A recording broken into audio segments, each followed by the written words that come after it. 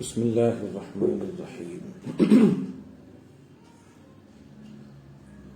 نحمده ونصلي ونسلم على حبيبه الكريم الأمين الرؤوف الرحيم وعلى آله وأصحابه الأفضلين الأكرمين أجمعين أما بعد فأعوذ بالله من الشيطان الرجيم بسم الله الرحمن الرحيم واغضض من صوتك إن أنكر الأصوات لصوت الحمير صدق اللہ العظیم والصلاة والسلام علیک وعلی آلک واصحابک واہل بیتک یا رسول اللہ صلی اللہ تعالی علیہ وسلم۔ گزشتہ سورہ لقمان کی آیت نمبر 18 تک 19 کا تھوڑا سا حصہ پڑھا تھا، لیکن ایک مستقل عنوان تھا۔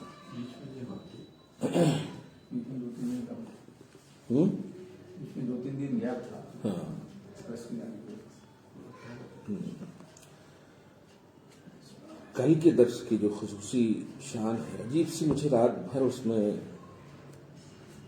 یقین، جب انسان کو کسی چیز پر غیر متوقع ہوتا ہے نا، اس کی بات الگ ہوتی۔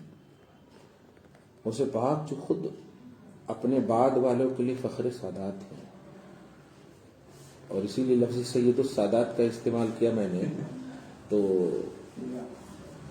امام اعظم کا وہ شعر یاد آیا کہ انہوں نے حضور پاک صلی اللہ علیہ وسلم کی شان میں کہی ہے، یا سید السادات جیتو کا قاصد ہے، آقاؤں کے آقا۔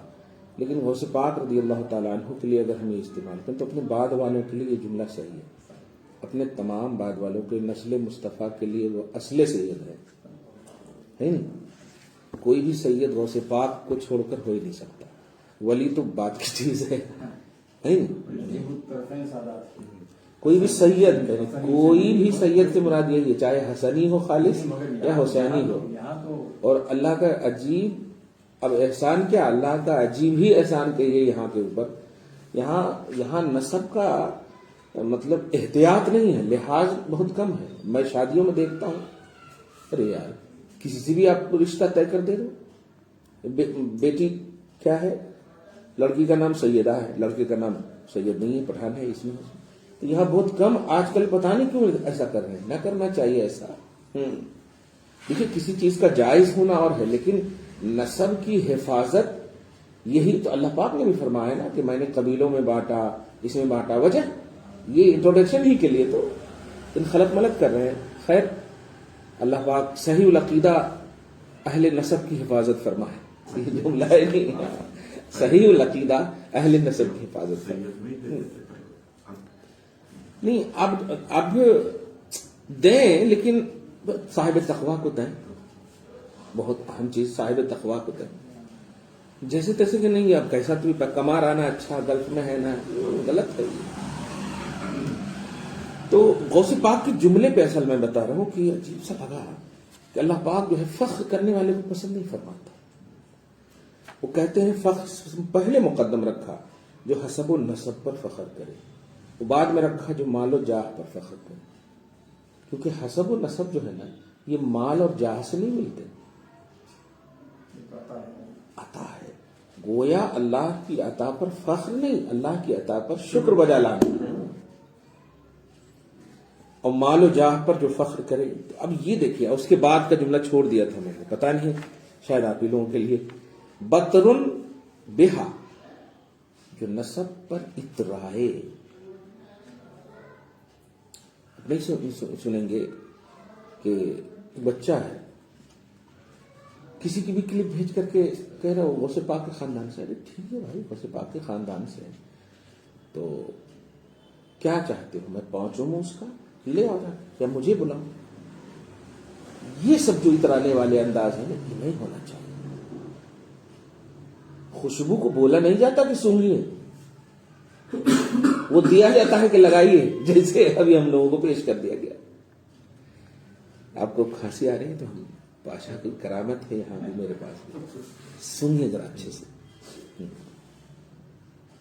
نہیں زور سے, ہاں یس نہیں یعنی اب نیچے تک چلا گیا, یہ تریاق ہے. بطرم بہا جو اترائے, بطر اترانے کو بولتے, اور اسی طرح مباہم بے سببہا اور ان کی وجہ سے فخر کرے دوسروں پر. تو میرے کو جانتا نہیں میں سید ہوں. کچھ لوگ بڑے مہذب انداز میں بول رہے ہیں اور کچھ لوگ جو ہے غیر مہذب انداز میں. حضور پاک صلی اللہ علیہ وسلم تو اولاد آدم کے کیا پوری کائنات کے سردار ہیں. اچھا فرمائے بھی ایک موقع سے, مگر آپ نے سڈنلی فرمایا ایک جملہ ولا فخر. یہ فخر سے نہیں بول رہا ہوں, حقیقت ہے. چونکہ کس کے سامنے بولے, اس کے سامنے جہاں بے ادبی کا خوف ہی نہیں, اس لیے بولے. اور ہمارے لیے بولے ولا فخر, انا سید ولد آدم, ان کے لیے بولے. خیر اللہ تعالیٰ مدد فرمائے, ہم سب کی حفاظت فرمائے, خصوصاً ہمارے سادات کو ہمارے سروں کا تاج بنائے رکھے, تاج بنائے رکھے. آج تھوڑی سی پیشہ ور نعت خوانوں کے حوالے سے بات کر لیں. ہاں سب جو ہے اس راہ میں کود پڑے ہیں, تو میں چونکہ بلا وجہ نہیں کودتا جب تک مناسبت نہ ہو. قرآن پاک کی آیت اسی لیے چھوڑا تھا میں نے, دیکھیے وَغْضُضْ مِنْ صَوْتِكَ, اور اپنی آواز کو پست رکھو. یہ ہے اصل. ابھی ہم نے نماز پڑھائی مغرب کی, تو پست آواز تھی یا زور کی آواز تھی؟ نہیں, پست آواز جیسے ظہر کی نماز, بالکل پست آواز کا ایک عنوان دے رہا ہوں, زور سے نہیں. تو ہم تو زور سے پڑھیں نا, یہی اصل سمجھانا ہے مجھے. دیکھیے غوث پاک جو تفسیر کیے ہیں نا, کیا بات ہے, سبحان اللہ. کہنا پڑتا ہے یار, قادری کر قادری رکھ, قادریوں میں اٹھا. قادری بن تو سب جاتے ہیں لیکن رکھتے غوث پاک ہیں قادری. کہتے ہیں آواز کو کیوں نہیں کرنا, وَانْقُصْ مِنْهُ وَلَا تَرْفَعُهُ وَإِنْ كَانَ حَسَنًا. یہ دیکھیے, نہ خوب کم نہ خوب زیادہ, اور چاہے کم میں یا خوب زیادہ میں, وَإِنْ كَانَ حَسَنًا, اگرچہ بات اچھی ہو یا آواز اچھی ہو. کیوں؟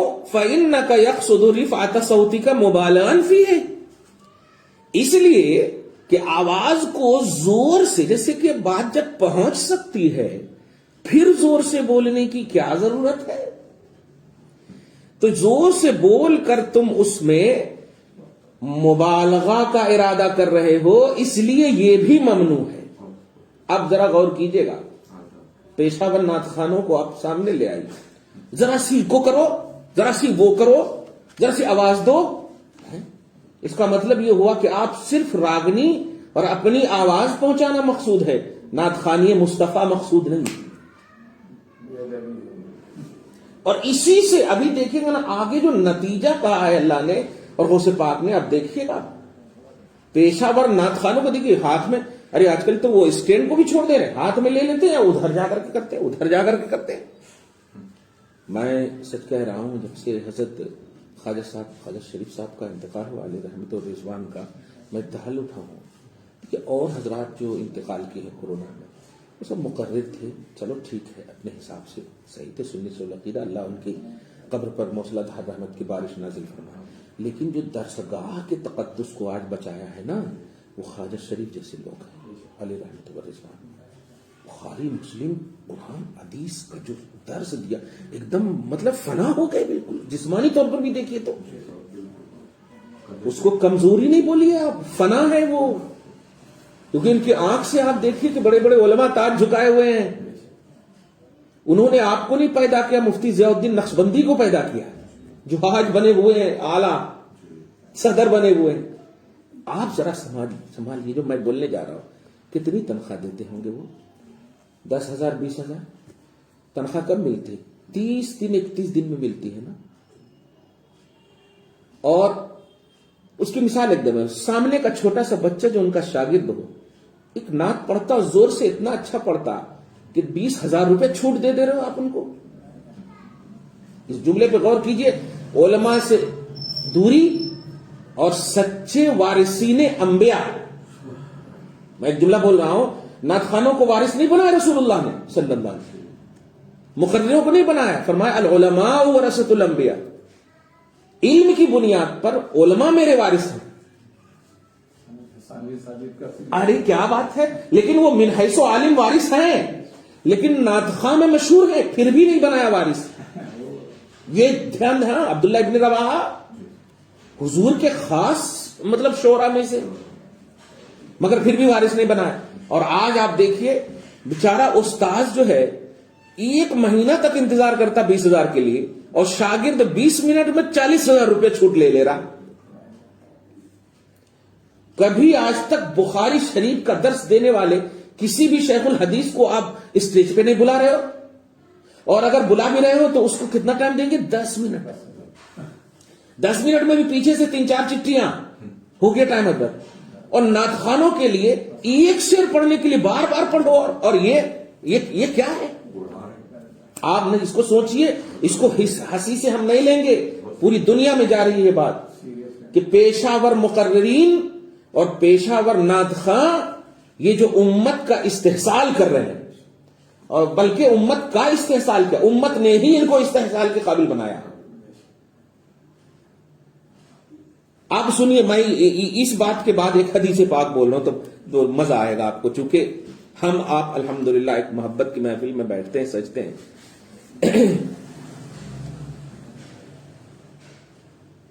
نبی علیہ الصلوۃ والسلام فرماتے اغدو عالما او متعلما او مصاحبا او محبا ولا تکن الخامس فتہلک. شعار بننا, 5واں نہیں بننا, ہلاک ہو جاؤ گے. اب کون فرما رہا ہے؟ رسول اللہ صلی اللہ علیہ وسلم فرما رہے. لوگ یہ اعتراض کریں نعت خوانوں پر انگلی کیسے اٹھا سکتے؟ اچھا, بے نمازی نعت خواں بخاری شریف کو باوضو ہو کر پڑھنے پڑھانے والے حضرت ان پر فوقیت رکھتا ہے.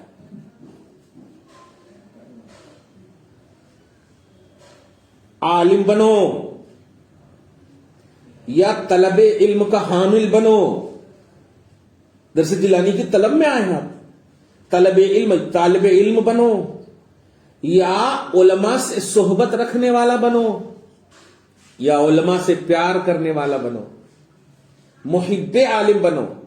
5واں نہیں بننا کہ ہلاک ہو جاؤ گے. بتائیے اس میں کیوں نہیں فرمایا کہ مقرر بنو یا نعت خواں بنو؟ دین کی جو مضبوطی ہے وہ کن سے ہے؟ انہی چاروں سے ہے. اور نہ آپ بتائیے ایک بھی نعت خواں جو بچہ نہ ہو, میں خاص طور سے ان بچوں پر بول رہا ہوں, ورنہ اہل محبت پڑھتے ہیں. وہ ویسے رضا قادری ہے نا, ماشاءاللہ اچھا پڑھتے ہیں, ہاں ماشاءاللہ روح تازہ ہو جاتی ہے.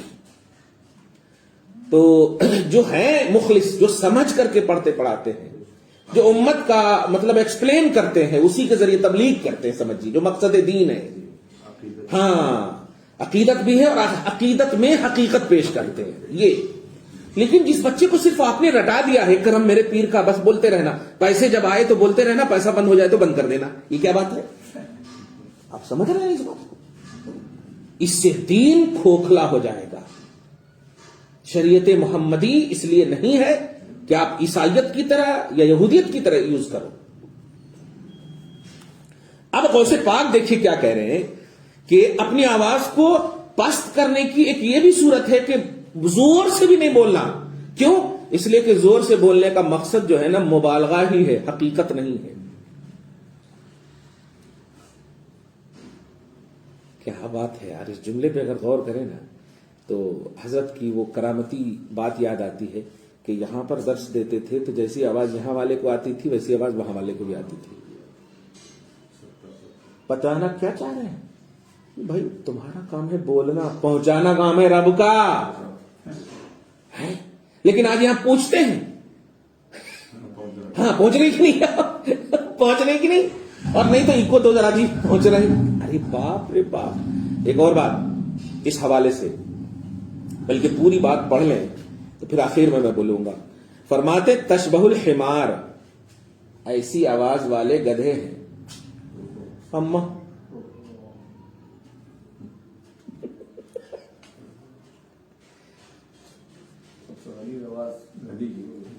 کتنا چیختا وہ، لیکن ذرا بھی مزہ آتا سننے میں. سب سے دیکھیے گدھے ہیں. وَمَن بَالَغَ فِي رَفْعِ صَوْتِهِ فَقَدْ أَشْبَهَ نَفْسَهُ بِهِ، جس نے اپنی آواز میں مبالغہ کیا تحقیق کے اس نے اپنے آپ کو گدھے سے مشابہت دی. دیکھو اس کے جملے.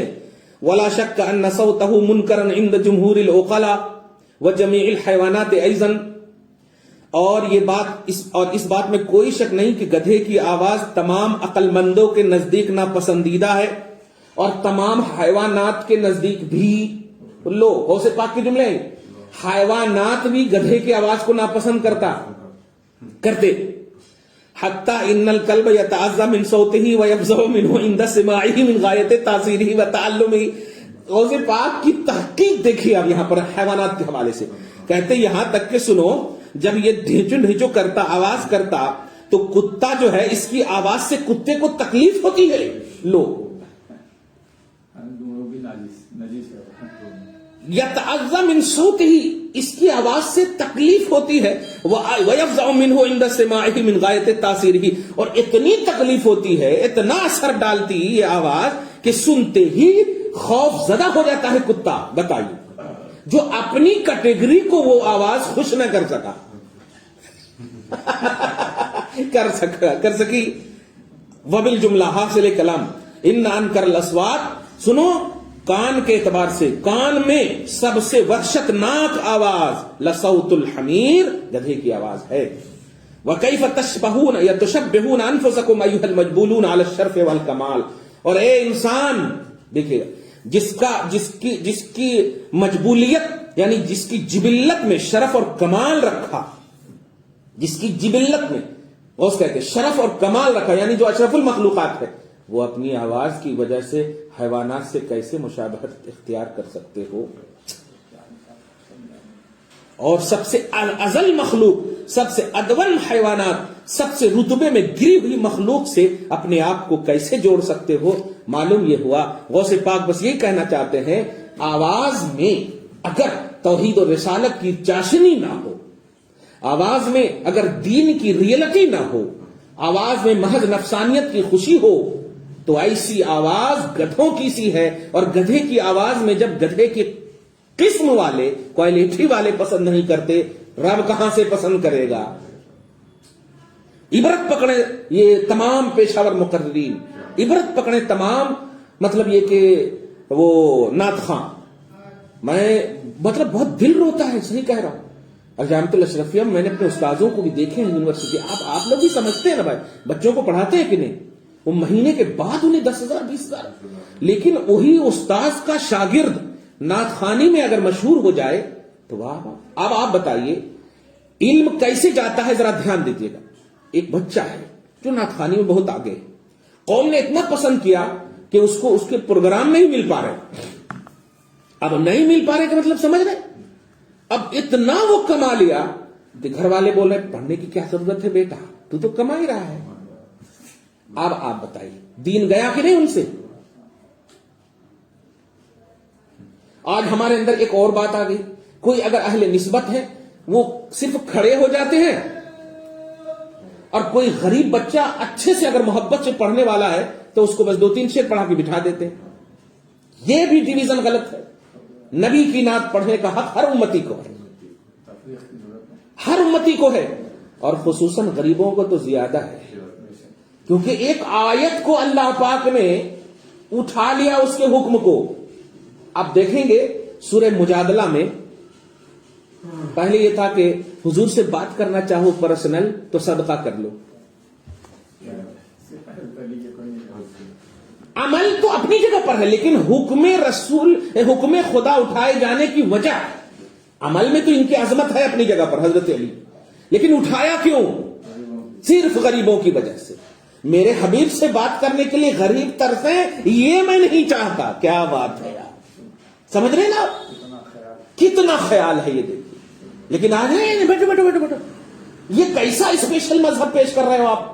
مذہب میں ڈویژن نہیں, کالا گورا سیاہ ختم کرنے ہی کے لیے تو مصطفیٰ تشریف لائے. یہ اہل خانقاہ اور یہ اہل مدارس, ان دونوں کی اب مطلب مجموعی ذمہ داری, مجموعی کا کلی ذمہ داری ہے کہ اس جانب توجہ دیں. علماء کی کیٹیگری میں نہیں ہیں تو علماء سے طلب علم کے لیے قدم بڑھائیں, یہ علماء سے صحبت کے لیے قدم بڑھائیں, علماء سے محبت کے لیے قدم بڑھائیں. یہ چاروں نبی پاک صلی اللہ علیہ وسلم نے شہپارے اور شقیں اور صورتیں رکھی ہیں. اگر ان میں سے کوئی بھی نہیں بنے تو نبی نے فرمایا کہ ہلاک ہو جاؤ گے. وہ 5ویں بنیں گے نا, تو 4 ہمیں بننا ہے, 5 نہیں بننا ہے, ورنہ 2-4 ہو جائیں گے. 5 نہیں بننا ورنہ 2-4 ہو جائیں گے, اور پھر کوئی نہیں ملے گا, نہ 4 یار ملے گا نہ کچھ ملے گا. اس لیے پیشاور نعت خواں, میں پیشاور کی قید اس لیے لگا رہا ہوں کہ نعت مصطفیٰ کیا بات ہے, بخشش کا ذریعہ ہے, سامان ہے, الحمدللہ. محبت سے پڑھیں, اور محبت یہ ہے کہ حضور پاک صلی اللہ علیہ وسلم کی محبت میں نمازی بن جائیں. اگر نعت خواں ہو تو نمازی بن جائیں, حضور پاک صلی اللہ علیہ وسلم کی محبت میں درود پڑھنے والے بن جائیں. نعت خوانی صرف راگنی الاپنے کو نہیں, بخاری پڑھانا بھی نعت خوانی ہے. مصطفیٰ کے لیے پازیٹو ہونا نعت خوانی ہے. نبی صلی اللہ علیہ وسلم مقرر ہے, خود پڑھتا نہیں تو کیا وہ نعت خواں نہیں ہے؟ نعت کہتے ہیں حضور کی وصف بیانی کو, حضور کی تعریف کرنے کو. تو اللہ تعالیٰ تو نہ کبھی راگنی میں پڑھا نہیں ہے کہ نہیں, لیکن سب سے بڑا مداح کہتے ہیں اے رضا خود صاحب قرآن ہے مداح حضور, تجھ سے کب ممکن ہے پھر مدحت رسول اللہ کی. کیا بات ہے, ورفعنا لک. تو حضور کی تعریف کرنا یہ مقصود ہونی چاہیے. اور یہ اگر آپ نے صرف ایک شعر پر پیسے کے انتظار میں کیا تو یہ مقصود نہیں ہے. غوث پاک کہتے ہیں کہ تم شرف و کمال پر جبلت کی بنیاد پر بھی گدھے سے مل گئے گا, تم نے اپنی پوزیشن کو برقرار نہ رکھا. اس لیے اس جانب خصوصاً ہم لوگ توجہ دیں اور اسٹیج کو پاک رکھیں, خصوصاً دینی اسٹیج کو اس سے پاک رکھا جائے. اور آج افسوسناک بات ہے کہ سیاسی رنگ لے لیا ہے, اور اس کے لیے ہمارے علماء بھی ذمہ دار ہیں. ہاں علماء بھی ذمہ دار ہیں. پڑھیں لیکن پیسے کی نیت سے نہ پڑھیں, اللہ اس کے رسول کی رضا کی نیت سے پڑھیں, اس کا اثر ہو.